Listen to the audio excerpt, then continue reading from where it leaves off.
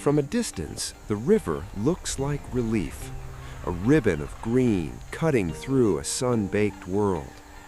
After days of dust and heat, water promises life, coolness, shade, and the next stretch of grass beyond the horizon. But here, every crossing is a trap built from simple rules. Water pulls, mud gives way, crowds compress, and in the shallow places where hooves can touch bottom, the river narrows into a funnel, a natural bottleneck that turns thousands of animals into one moving wall.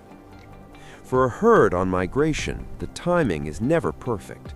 They arrive thirsty and tired, driven by hunger and the pressure of bodies behind them. The bank is steep, the current is fast, the far side is unknown, and below the surface, ancient hunters have learned that panic travels faster than any swim stroke. This is why river crossings become battlefields, not because the animals choose a fight, but because the river forces a decision. Wait too long and the herd weakens, the heat climbs, the best grazing slips away. Go too soon and the current takes the inexperienced, the calves, the unlucky. In the middle, there is only noise, foam, and momentum. Yet most of the time, a herd survives not through strength, but through strategy, through spacing, follow the leader cues, and the simple mathematics of safety in numbers. Today, we follow the Mara River at the height of migration to understand why water is both refuge and threat, and how herds reduce losses when every step forward tightens the trap. A river doesn't need teeth to be dangerous. Its power is invisible until something tries to cross it. Near the bank, the water may look calm, slowed by reeds and shallow stones. But a few meters out, the current accelerates. The fastest flow often runs through the center channel, where depth is greatest and friction with the riverbed is lowest. In bends, water scours the outside bank, carving steep walls that collapse without warning. On the inside, sandbars build, tempting but slippery. For an animal that walks on hooves, traction is everything. The entry point matters as much as the swim. A steep bank forces a leap. A narrow chute concentrates the herd, turning individuals into a single unit with little room to choose. Once bodies begin to slide, even the strongest can be pushed. Water also changes how panic behaves. On land, a frightened herd can spread out, curve away, or split into streams. In a river, the path narrows. The current adds a sideways pull. The noise of splashing masks sounds of danger, while spray and mud reduce visibility. A calf can lose contact with its mother in seconds. And then there are the dead zones, eddies that spin back toward the bank, whirlpools that tug downward, pockets of turbulence created by submerged rocks and fallen logs. To humanize, these are subtle ripples. To a herd, they are sudden losses of control. In this place, crossing safely depends on reading water like a map. Foam lines, drifting debris, the angle of reeds, the way hippos choose deeper pools. The river writes its rules on the surface. The question is whether a herd can interpret them quickly enough before pressure from behind turns caution into collapse. A river crossing rarely starts with certainty. It starts with hesitation. The first arrivals stop in a loose line, lifting heads to scan the opposite bank. Ears swivel, eyes follow movement in the reeds. Some drink, some pace. The herd gathers behind them, and the space to think shrinks with every new body. In the front, a few animals act like reluctant scouts. They step down, test the slope, then climb back up. They sniff water, watching the drift of foam and sticks. They look for the shallows that feel safer, places where the river widens, where the far bank is lower, where exits are not slick cliffs. But the herd is not a committee. It is a wave, and waves don't negotiate with the first rocks in their path. One sudden trigger can tip the balance, a shift in wind, a distant roar, a splash from hippos, a jostle from behind that becomes an unstoppable shove. Sometimes the leader is not the strongest, but simply the first to commit. The moment hooves drop into water, others follow, not because they want to, but because stopping becomes harder than moving. This is the engine of a crossing, social pressure plus survival urgency. In the Great Migration, wildebeests and zebra travel in mixed company. Zebras often bring sharper eyesight and a steadier pace. Wildebeest bring numbers, enough bodies to turn individual risk into collective probability. At the edge, you can see the strategy forming without any plan. Calves tuck in close. Adults angle bodies to create gaps and shields. The front ranks face the water, while the back ranks keep pushing forward, driven by hunger and instinct. The crossing is not a single event. It is a chain reaction. And once it begins, the river doesn't just receive the herd, it shapes it. In a crowd, danger doesn't always come from predators. It comes from each other. At a river crossing, the bank acts like a funnel. Animals arrive across a wide front, but the safest-looking entry point is often narrow. That forces bodies into a single file that immediately collapses into a crush. The herd's own protection, being close, becomes a problem when everyone tries to occupy the same square meter of ground. The moment the first animals slide into water, the ones behind cannot see what happens next. They only feel the push. In that blind zone, panic spreads by touch, a shoulder bump, a sudden stumble, a wave of pressure that travels forward. A steep bank adds another threat, gravity. Hooves are built for firm ground, not slick clay. If the surface breaks, a small landslip can turn the chute into a moving carpet of mud. Animals lose footing, and those behind may tumble onto them, not out of aggression, but because stopping is impossible. In this chaos, some individuals try to turn back. They climb toward the top, collide with the oncoming flow, and create a momentary jam. That's when the crossing becomes most dangerous. Two directions fighting for the same narrow path. Yet the herd keeps moving, not because it's brave, but because the pressure behind never stops. Migration is a mass event. The back ranks keep arriving, unaware of the exact trouble ahead, driven by hunger and the memory of greener ground. For predators, this is the perfect condition, confusion and concentration. For the river, it is a demonstration of physics. The herd has created its own current, an unstoppable forward force, just as the water pulls sideways and down. To survive, individuals must find micro-decisions inside the stampede. Where to place a hoof, when to pause for half a second, how to angle a shoulder to avoid being knocked off balance. In a crossing, success is rarely heroic. It is often just one stable step at the right moment. The Mara River has its own residents, animals that don't migrate because their food migrates to them. Nile crocodiles are built for patience. For most of the year, they conserve energy, basking to warm their bodies, drifting in deep pools, slipping through murky water with barely a ripple. They don't need speed across distance, they need timing. Their senses are tuned to water. Vibrations from hooves and splashes travel through the river like a drumbeat. Even in low visibility, a crocodile can detect movement through tiny pressure changes.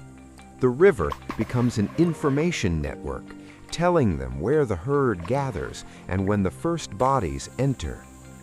Crocodiles also understand the geography of crossings, not in the human sense of maps, but through repeated opportunity.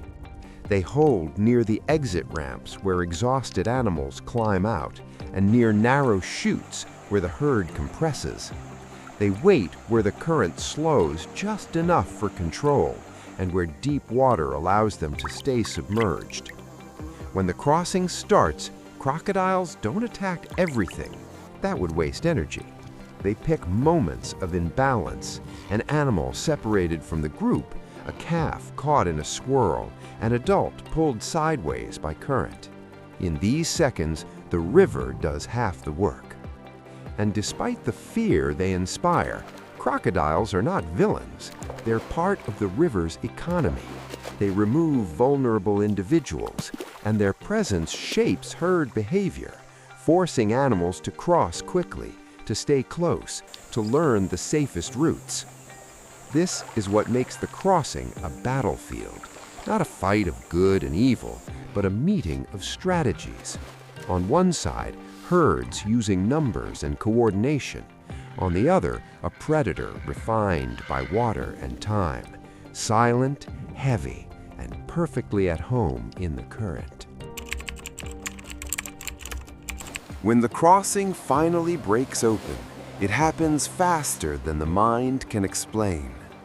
The first bodies hit the water and the river answers immediately, pushing them downstream, twisting their lines, forcing swimmers to aim not straight across, but upstream, like rowing against a side wind. Heads stay high, nostrils flare. Every kick is a calculation between panic and control. In the middle channel, animals are no longer walkers, they are swimmers, and swimming costs energy. The herd's noise becomes a wall of sound, splashes, grunts, the slap of hooves against water. Visibility drops to spray and backs and horns. Here, the safest place is often close to others. A group can break the current, creating small pockets of calmer water. But closeness also means collisions, horns clacking, bodies bumping, calves briefly submerged by waves made by adults. A crocodile doesn't need to strike often to matter. The herd reacts to every sudden splash and swirl. If an animal is jolted or pulled offline, it can become separated, and separation is where risk grows. In response, adults angle inward, tightening the living raft around the smallest bodies. And then comes the exit, the steep climb out. Exhaustion turns the bank into another hazard. Wet mud clings to hoofs. Animals scramble, slipping backward, then lunging forward again.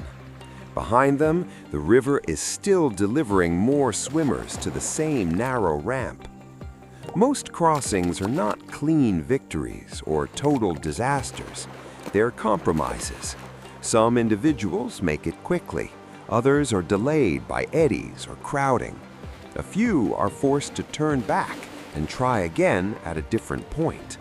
The herd learns in real time, adjusting its path by watching who succeeds. When the last splashes fade, the river looks calm again, almost innocent. But the mud tells the truth. Thousands of hoofprints, dragged lines, and churned water where a moment of physics became a moment of survival. To an outsider, a crossing can look like chaos, but inside that chaos are patterns, strategies shaped by natural selection and learned experience. The first strategy is simple: dilution. In a mass crossing, the chance of any one individual being targeted drops. Predators can only focus on a few moments, and the river itself can only punish so many mistakes at once. Safety becomes a numbers game. The second strategy is cohesion. Adults cluster around calves, keeping them from drifting into gaps. Individuals match pace, swim in parallel, and use bodies as moving breakwaters. Even without deliberate coordination, the herd's instinct to stay close creates a protective geometry. The third strategy is site choice, and it's not random. Over time, Herds tend to reuse crossings where the bank angle is manageable and where the far side offers a clear exit. Hooves carve chutes, turning geography into habit. But habits can be dangerous too, because predators learn them as well. So herds adapt with flexibility. When a chute becomes too steep or crowded, some groups drift to alternate points, wider shallows, downstream ramps, even temporary sandbars. A small shift in location can reduce bottlenecks and spread risk. There is also timing. Crossings often come in waves. One surge goes, then a pause, allowing the bank to clear, letting calves recover, reducing the crush on the exit. And in mixed herds, zebras and wildebeest influence each other.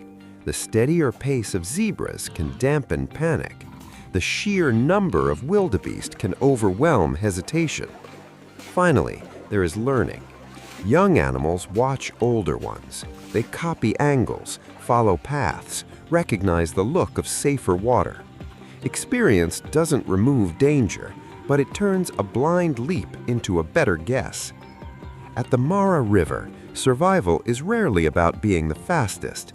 It is about being inside the right pattern, close enough to benefit from the herd, smart enough to avoid the worst funnel, and lucky enough to step onto firm ground when the river tries to pull you sideways. A crossing draws attention across the ecosystem. The river is a corridor, and corridors concentrate life. On the banks, lions and hyenas may wait for stragglers, animals that climb out late, separated, or exhausted. They don't need to enter the water. They let the river do the tiring first, then test the edges of the herd for weakness. Most attempts fail because the herd regroups fast, but the pressure is constant. Above, vultures spiral, reading movement from far away. They are not causes of danger, but indicators, living weather vanes that point toward struggle. If a crossing becomes chaotic, birds arrive early, long before any outcome is certain. Even the hippos are part of the risk. They are not predators of the herds, but they defend space. A startled hippo can force swimmers to detour into deeper water or stronger current, turning a manageable crossing into a harder one. And then there are the smallest observers, insects that swarm over wet hides, fish that dart through churned silt, frogs that vanish into reeds as thousands of hooves shake the bank. This is the truth of the battlefield. It is not just predator versus prey. It is a convergence, many species responding to the same opportunity created by geography and season. The crossing is a brief opening in the daily rhythm when energy moves quickly through the food web. When the herd finally moves on, it leaves behind a changed riverbank, trampled grass, churned mud, and a silent surface that remembers the noise only as ripples fading downstream. On the far bank, survival doesn't end, it changes shape. The first minutes after a crossing are about recovery. Animals shake water from coats, stand with legs spread for balance, and breathe hard to repay the energy debt of swimming. Calves press close, still learning that a river can separate families in an instant. Small injuries happen without any predator nearby. Scrapes from the bank, strained muscles from slipping, exhaustion that lingers into the next day. The herd's best defense is movement. Regroup quickly, keep walking, and reach grazing where bodies can refuel. Meanwhile, the river receives its own reward. A crossing delivers nutrients, mud churned into suspension, plant matter torn loose, and waste that fertilizes downstream ecosystems. Fish, insects, and scavengers benefit from what the herd leaves behind. Even the crocodiles, after a surge of activity, return to stillness, digesting energy gained from a rare feast of opportunity. This is not cruelty, it is ecology. Risk at crossings shapes migration routes, herd timing, and predator distributions. Over generations, these moments carve invisible paths through the landscape, corridors of survival, repeated year after year. And as the herd fades into the grass, the bank begins to heal, until the next wave arrives and the river's rules are written again in hoofprints. The Mara River crossing feels timeless, but it depends on conditions that are not guaranteed. Rivers are shaped by rainfall far upstream, by forests that hold soil in place, and by floodplains that spread water gently instead of forcing it into hard channels. When land is cleared, banks erode faster, making cut banks steeper and exits more dangerous. When water is diverted, levels drop, and crossings may concentrate into fewer remaining pools, tightening bottlenecks and increasing stress. Tourism can be a force for protection when it is careful, keeping distance, limiting vehicles near banks, allowing animals to choose timing without pressure. The most responsible approach is simple. Let the river decide the pace, not the crowd. Because in the end, the crossing is not just spectacle, it is a living system. Predators, prey, water, and land interacting in a brief, intense window. The danger is real, but so is the resilience. Most animals make it. The herd learns. The river continues. And as the sun lowers over the savanna, the water turns to bronze, carrying foam lines and drifting grass downstream, quiet evidence that tomorrow, somewhere along this winding boundary, the trap will set again, and the herd will face it with the only tools it has: numbers, caution, and the instinct to move forward.